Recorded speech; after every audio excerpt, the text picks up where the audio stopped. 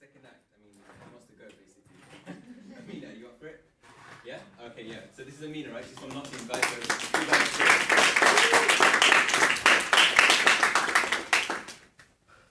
Okay, so I'm slightly nervous as well, guys. So don't laugh at me. Okay, so today I'm going to be I'm going to be sharing some poetry with you guys, but it's a little more than poetry for me because it's actually a segment of my journey and my struggle through my life to be where I am right now. So the first poem that I'm going to read for you is called The Path, and it's actually a lot to do with my guilt as I struggle to come to terms with my moral values and where I was going in my life. So, the path. You strayed from the path, stumbling blind into the sky somewhere, into another corner of this roundabout earth. Because it's all just swings and roundabouts, and your shadows come back to bite you. You bit off more than you could chew, you chose to. Your need for freedom was in fact your greed for power, to feel in control of the life they said was not your own. You had to prove them wrong and run alone. You strayed from the path. The fields beside were so much wider, all grassy carpets and flowers. And now you're lost among them. Now you can't get back. Can't ever get back to the cobblestone path. And sometimes that's okay, but you can see the path there always, and wonder where it might have led, if you hadn't strayed. Would you be in a place where the grass is greener if you were resilient, if you were strong? Or was this the failure made for you all along? They said you would burn for your wayward ways, but you had to know for sure you weren't invincible. Because the fire was so warm and pretty, and it wouldn't hurt you if you told it not to. The path is still there and it calls you, but these flowers have become vines. They tie you down and hold you, and you just give up struggling after a while. Because it's too late for redemption anyway, right?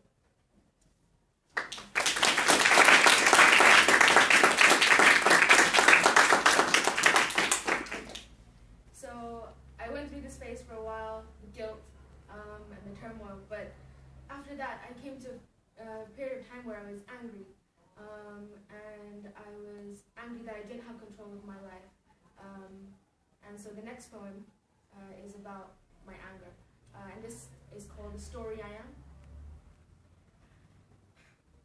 You construct every sentence of my life, sentencing me to a life of your choosing. I am losing a battle with every demon you have penned, penniless within my soul, sold to the devil so long ago. I am a story with so many commas I pause for effect. Cause and effect are illusions, delusions you have formulated in the mind of man, lest he ever doubt the freedom he thinks he has. Everyone else keeps moving on. They are gone before I can blink. No time to think which road to take, for you write my decision before it is made, and I am saved from the perilous evil of peace. I am but a character in the twisted plot. A melting pot of emotions and illusions, burning in confusion and seclusion is all I ask of you. Hanging off cliffs in every chapter, you wrote no rescue from my captors, enraptured by the thought that there is some better future. You have scrolled me onto every unknown dark road, as I crawled crying over cobblestones, alone, uneven paths that last for miles, never reaching home. And every door crossing my sight invites me in. That hope of freedom is a craze, and this maze is never ending. I'm trapped. I'm caught. I don't know why I hold on to the thought that the salvation I sought will be sent by he who dictates my destiny.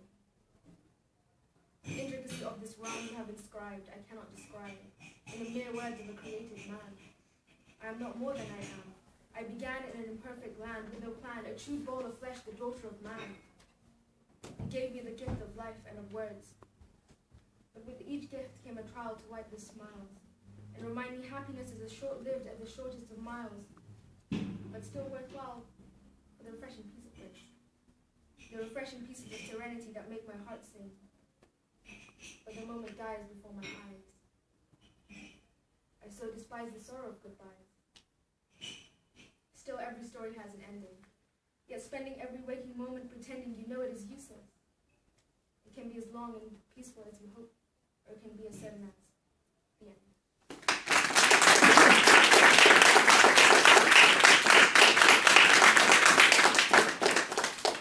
Okay, so we've got guilt and anger, and the next phase for me was sadness, an overwhelming sadness, where I was lost and alone. And so this poem reflects that feeling, and it's called Slumber.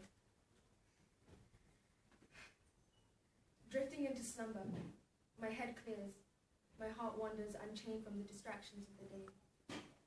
And I am frightened awake by the whispers of my dormant soul. Tears stream like molten lava from the depths of a place I dared not venture. I squeeze my eyes, trying to physically plug the flow of thoughts tumbling into the forefront of my mind. Unchecked, inevitable. In my desperation to stop this dive into the void, I reach out, screaming in silence. And you hold my hand for the briefest flicker of time. And there was comfort in the contact with another soul who knows the pain of a hollow heart. And yet it was gone before I could swallow the lump in my throat, rising like bile, choking me, choking on the peace for forgiveness I could not voice. And again I was alone, in the darkness of my own making. Shrouded, my vision clouded, my demons crowded around my ebbing hope. I should just give in. For in a world which has lost its color, who would notice another soul slip into the black, another meaningless shadow in the darkness, who failed to find its purpose.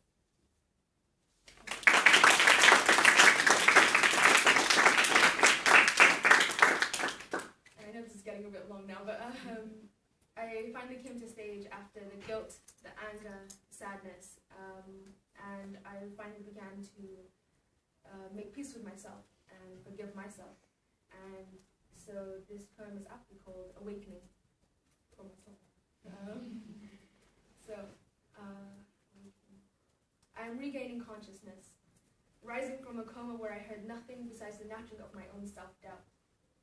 I am awakening from the restless slumber which took my sleep and tangled my days into nights without a care. I am returning to the body which had remained for years an empty shell, living yet not alive nor wishing to be. I am resurfacing from the depths of a confusion that would drown me, gasping, breathing in a sweet lungful of hope. And I resolved to never return to that pit in which I had flung myself, and to climb mountains one step at a time, not complaining for the hardship that would take me higher. And I resolved to be honest with my own self, for a heavy heart is a difficult load to carry on the journey up. And I resolved never to forget, for looking down reminds me of how far I have come. And I resolved to never lose hope, despite the clouds that may obscure my goal. And I resolved to remain humble, for even at the highest peak, I shall never touch